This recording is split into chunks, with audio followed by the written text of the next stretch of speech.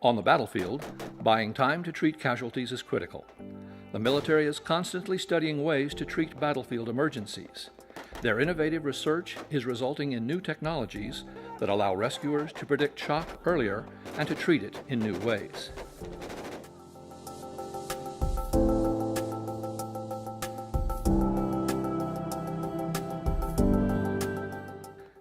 Meet Dr. Vic Convertino, Task Area Manager for the Tactical Combat Casualty Care Research Program at the U.S. Army Institute of Surgical Research, and one of the GEM's EMS Innovators of the Year.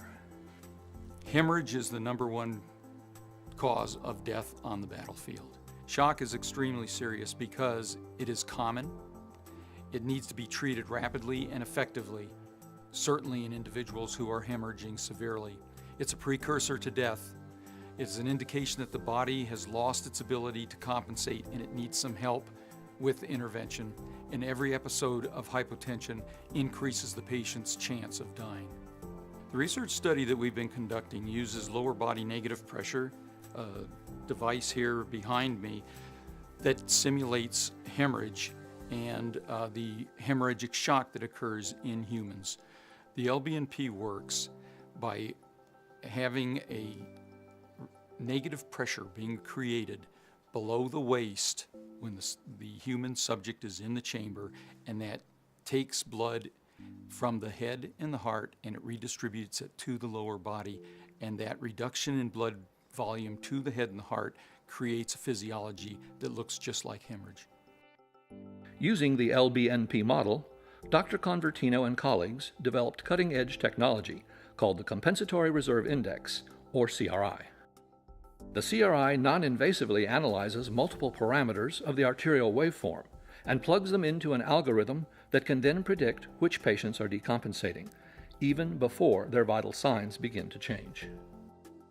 They have also studied how the ResQGARD ITD can be used to buy time for patients in shock until the underlying cause can be treated.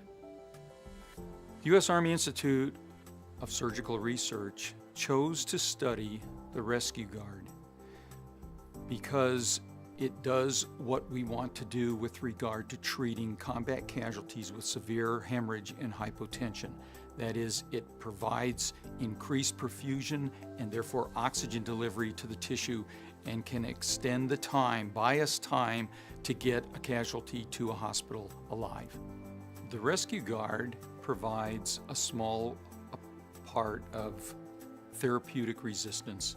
That means that when an individual breathes into the ResQGARD, there is resistance during inspiration that requires that thoracic pump, that intrathoracic pressure to be lowered even more than normal breathing, and that increases blood flow back to the heart and back to the brain and decreases intracranial pressure. When we have a subject in LBNP with the ResQGARD, this actually helps to raise the blood pressure during this loss of central blood volume, and that maintains perfusion to the tissue, that is oxygen delivery to the tissue, which is just the opposite of the problems that we have with shock. The ResQGARD also improves patient care off the battlefield. It is non-invasive and fast-acting. It does not dilute clotting factors and can be easily applied by all levels of providers.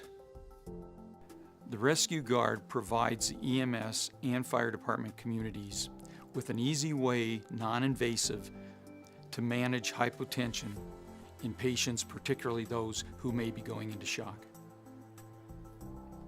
We conducted a very interesting study with the San Antonio Fire Department paramedics, in which we placed the ResQGARD in the EMS setting in ground ambulances. The ResQGARD was used on 200 hypotensive patients that we defined as anybody who had a systolic blood pressure of less than 90 millimeters of mercury. The results of this study were very important because it revealed that we were able to increase both systolic and diastolic blood pressure by 25%. The subjects felt better, indicating that they had greater cerebral perfusion, and it was well tolerated. Shock has been described as the rude unhinging of the machinery of life, but thanks to cutting-edge research and innovative technologies, critical care can begin on the battlefield and in the streets.